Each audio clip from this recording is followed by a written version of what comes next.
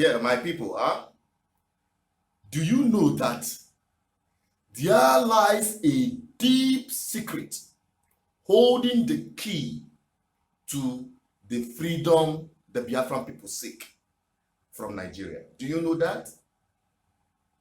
That secret was revealed to me.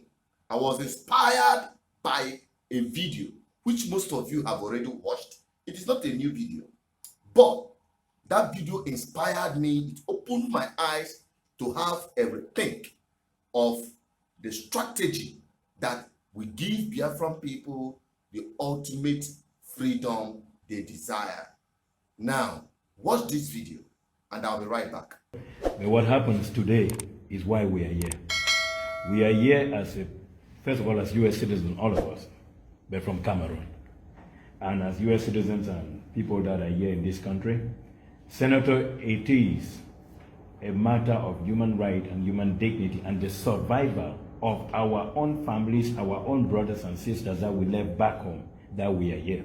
We're in a country where we have a chance to tell our story.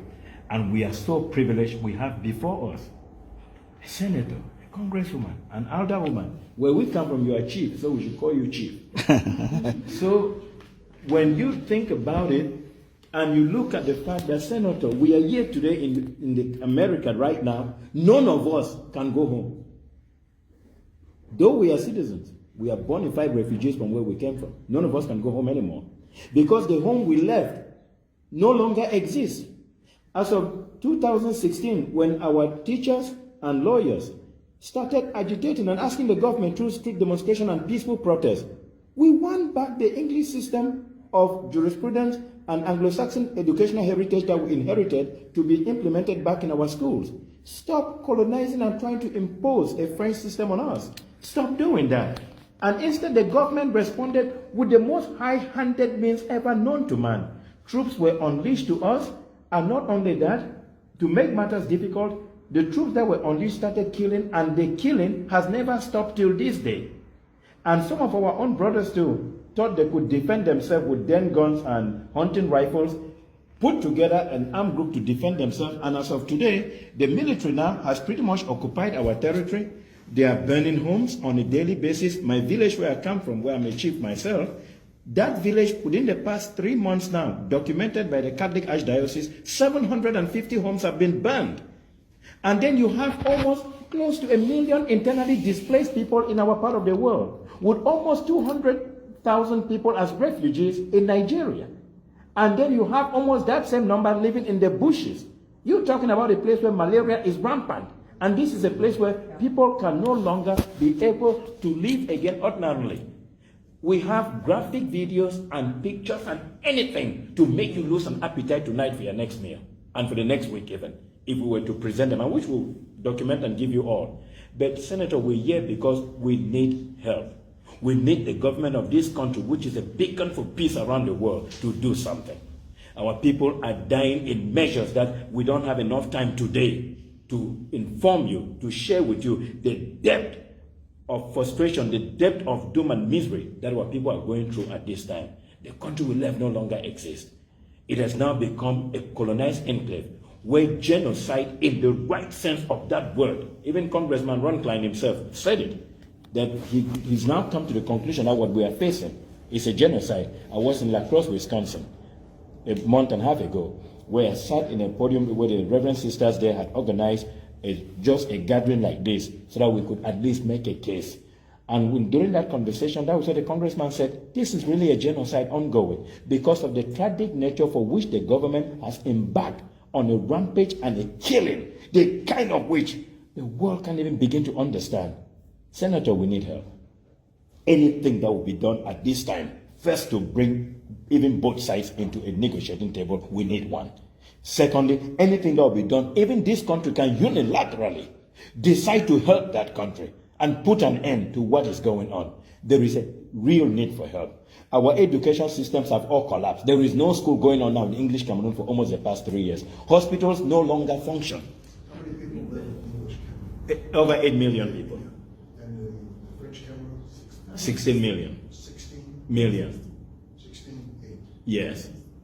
So which means that right now, the hospital system in our part of the world has collapsed. The infrastructure and road network systems, they have collapsed. But worst of all, people don't even have homes. There is a military effort to eradicate, to wipe out people. And we have, if you listen to government officials talk from French Cameroon, we are now called dogs.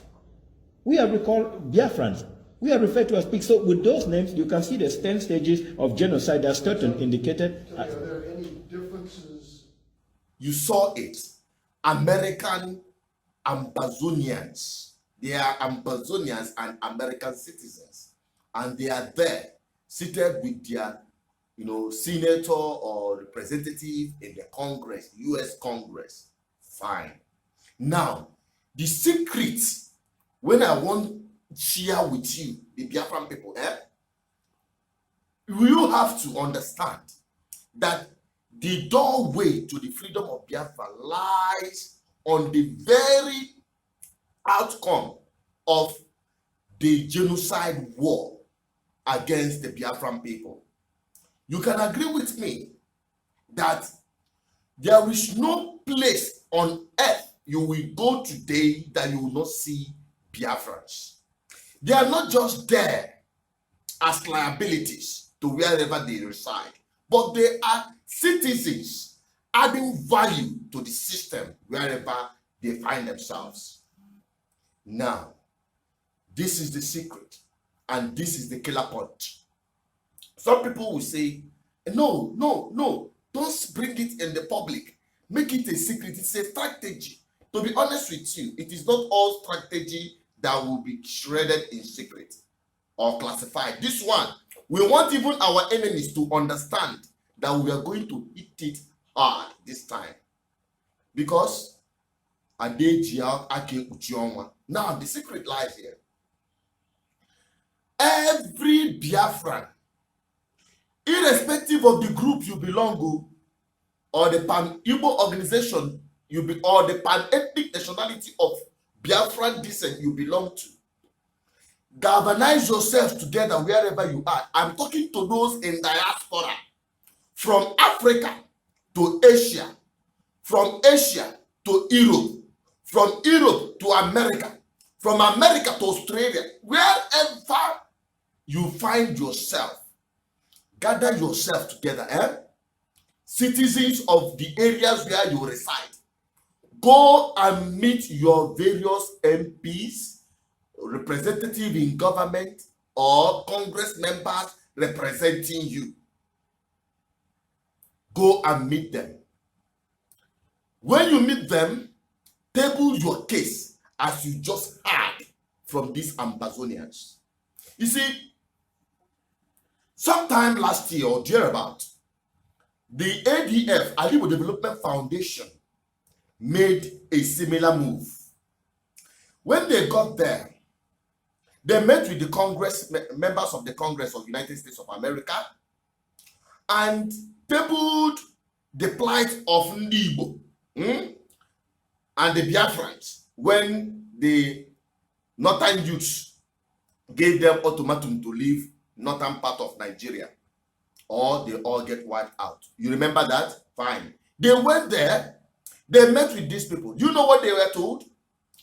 This person, I'm telling you this because Ikedife, Dr. Dozie Ikedife of our blessed memory, may his soul rest in peace, was updating I and my team about how they made that visit. That visit, we have the ADF president, Professor Ozodem Mawala, you have the secretary, Nata Anyeku, you have Dr. Dozie Ikedife, the then BOT chairman of Alibo Development Foundation, you have the other members like Sam Wabonwa and the rest of them. They went to United Nations. They went to United States Congress. They went to all these places to table our case. Now, do you know the summary of what they were told to do? They were asked to tell our people that we have not made enough noise. Yeah. When the kid said this, I was rattled. I said, does it mean that all these protests, all this crying and wailing our people have been making, all this social media campaign and the rest of them that we've been doing, so the world is telling us they have not heard our cry? 3.5 million people were killed between 1967 to 1970. Does it mean that the world has not had enough of our noise, so to say? He said, I should calm down. That is not the kind of noise they are talking about. That they are talking about coordinated noise. Coordinated noise. And what do they mean by coordinated noise? This thing that I'm telling you. Gather yourselves. Write your petition. Take it to whoever that is representing you. You, a Biafran, that is a citizen of whichever country you reside. Gather others. Go and meet each of your representatives in government, especially in the Congress and or in the parliaments, wherever you reside. Table your case to them. Possibly record it. Bring it out on the social media. You can even forward it to us. We are going to do justice to that. Good. Make sure we bring every of this information that we gathered from that activity to the hearing of the entire world. We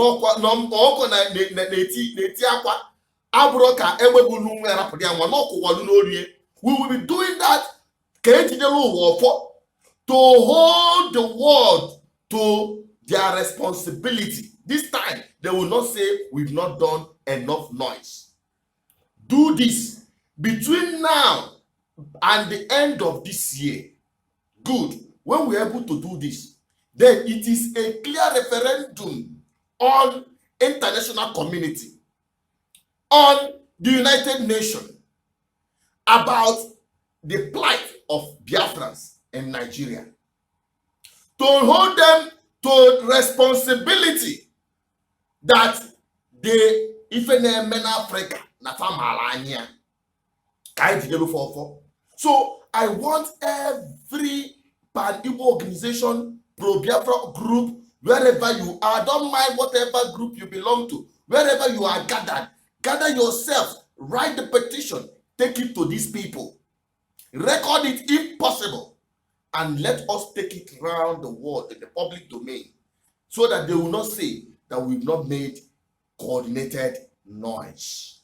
Then, after that, the second thing is that if by the time we finish this exercise and we did not get reasonable response from the parliaments where they are presenting our plight in various countries of the world, if we don't get it, then it is a clear response that these guys are not interested in what is happening to us in our homeland. They want the crisis in Africa to continue. They want the killings in Nigeria to continue. Then we will reverse to plan B. And what is that? I will still say it here. These people, I have always said, the international community, good, because we put the world on notice. Good.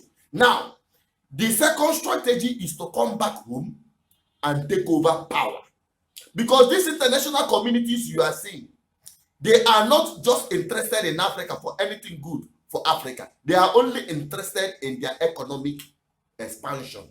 Since the time of the slave trade to colonization up to today, their interest in Africa is economic subjugation and exploitation. I am saying it here plain. So, that is why they will continue to plant their stooges in power in Africa, corrupt leaders in Africa, so that through them, they will continue exploiting the wealth of Africa. Good. Now, the only way we can do that and turn it around is come back home. Join the revolution here. We are already starting the revolution. We are not going to wait till the revolution, the political revolution and galvanization will continue steaming while we continue doing that exercise in diaspora. Here, we'll continue doing the political galvanization of our people. Good. Then you join the political revolution that is already steaming here to take over power. The indigenous people, the masses, the poor suppressed people of Nigeria and all over Africa should get up to rise up and take over power. Then this international community will be forced to come and negotiate with them because their only interest is to come and negotiate power with those in power. to negotiate economic interest, to protect their economic interest in Africa. We Africans, say that is what we are going to do when we get the power, when we get the freedom we desire. Then, as you know, Jimma, Gawa Waji, or Nyege, and all only Jigu, Geru Nation. So, it is high time we do this. I am sending this out. Send this out to any pro-Biafra group out there in diaspora, or any pan-Igbo organization in diaspora, or any pan-Ijo, Efik, Anang, or whatever ethnic nationality within Biafra that are in diaspora. Make sure that you all get this video. Make sure that you do exactly what is being said here. Good. I got this game from all round. We are going to hit it from all sides. This is not just one-faced event. We are going to hit it from all sides. That is where I'll be wrapping up. I thought this video is going to be very short, but you see it has taken longer than I expected. But nevertheless, keep subscribing, keep liking, keep sharing. Bring more people on this platform, because here we don't just make sense. We don't just say it the way it is, but we empower the people with information, because information is power. Power. Here, no propaganda. Here, we see it, we say it. BVI Channel 1 is not just a media platform. BVI Channel 1 is a movement, a revolution in the making. Thank you for subscribing, those of you who have subscribed. Thank you for sharing, those of you who have been sharing. Please keep the fire burning. I'll be signing out here saying, stay blessed, and above all, stay safe. Goodbye.